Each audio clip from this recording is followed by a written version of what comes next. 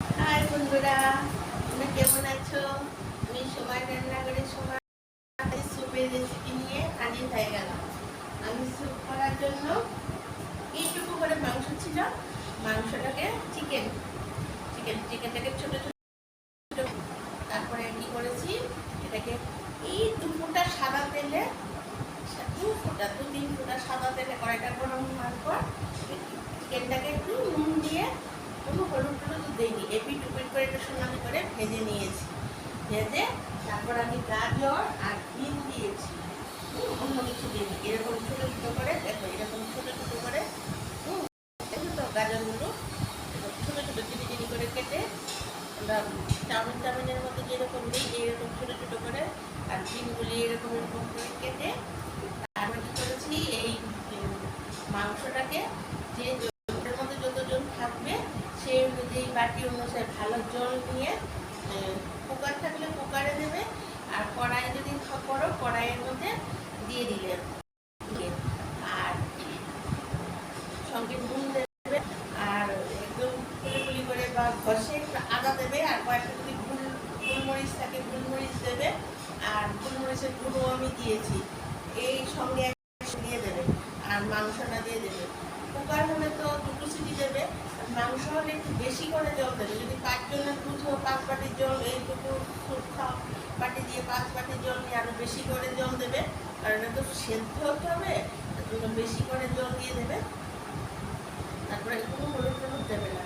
তারপরে যখন অনেকটা সেদ্ধ হয়ে গেলো, আর কুকার হলো তো এমনিতে সিটি উঠে গেলো দুটো, তারপর নামিয়ে নিলে, নামিয়ে নিয়ে কী করবে, একটা ছাঁকুনিতে এই মাংসটা আলাদা করে নিয়ে তারপর কাঁটা চামচ দিয়ে এই মাংসটাকে আরও তিরি করে কেটে নিলে, এরকম কেটে নিলে মাংসটাকে, বা যদি আগে থেকে ছোটো করে কেটে তাহলে দেবে। তখন এই দাবি দেখো আমি কুকার থেকে নামিয়ে এখানে বসিয়ে রেখেছি। এবার এটা তো পুরোটা সিদ্ধ হয়ে গেল, বুঝতেই পেরেছ। গাজর বিন এগুলিদের পরিমাণ মতো নুন দিয়েছি, আর দিয়েছি কি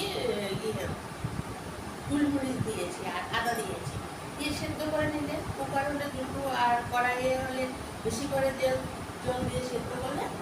এবার যখন দেখলে ওটা তো দিলে, এবার যখন দেখলে যে পুরোপুরি ওটা তো হয়েই যাবে, কড়াইও পুরোপুরি হয়ে গেছে, এবার কি করবে, গরম জল করে 2 চামচ কর্নফ্লাওয়ার নিয়েছি, বুঝতে পারছো? একটু গরম জল করে কর্নফ্লাওয়ারটাকে এভাবে গুলে নিবে, কর্নফ্লাওয়ারটা, ঠিক আছে? কর্নফ্লাওয়ারটা এভাবে গুলে নিবে।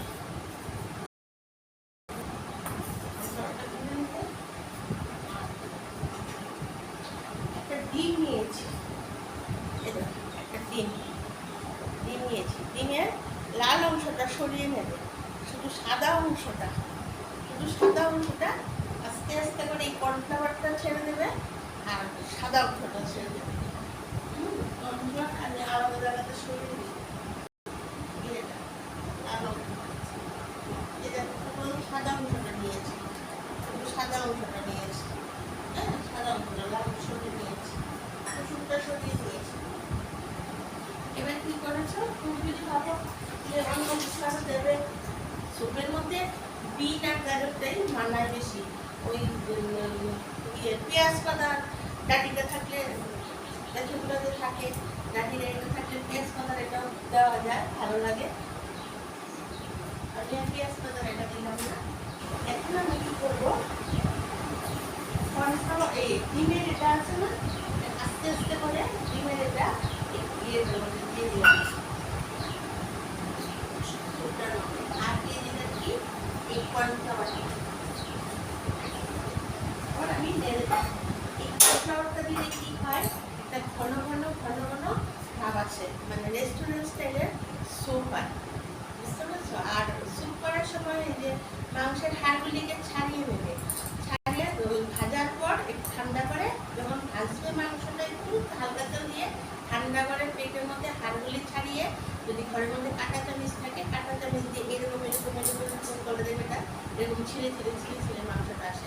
তারপর এটার সঙ্গে ওই সবজিগুলি দিয়ে সেদ্ধ করে নেবে, সেদ্ধটা হয়ে গেলে তখন ওই একটা ডিম ছেড়ে দেবে, গুলে সাদা অংশটা, আর কর্নফ্লাওয়ার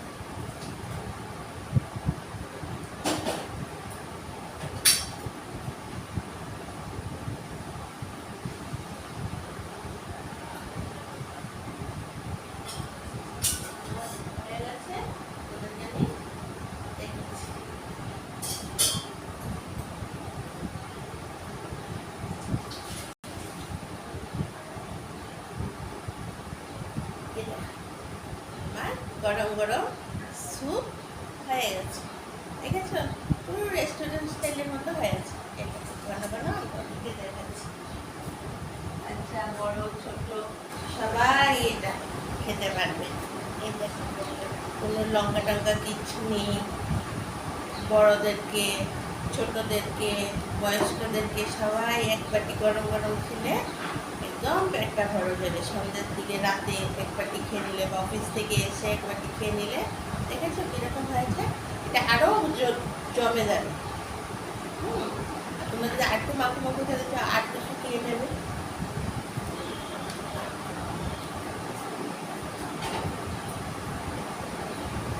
বন্ধুরা, দেখলে তো আমি স্যুপ কীভাবে করেছি? কোনো মশলা নেই, শুধু তেজপাতা আর গোলমরিচ দিয়েছি আর সেদ্ধ করলাম, আর একটা ডিমের সাদা অংশটা ছেড়ে দিলাম, আর দিলাম একটু কর্নফ্লাওয়ার, সেটা রেস্টুরেন্ট স্টাইলে খাওয়ার জন্য। তাহলে বন্ধুরা, তোমরা আমাকে সাবস্ক্রাইব করে দাও, তাহলে আরও নতুন নতুন রেসিপি দেখাবো। প্লিজ সাবস্ক্রাইব করে দিও। আর আবার পরে ভিডিওতে আসছি, দেখা হবে। তাহলে এখন রাখি, টাটা, বাই বাই।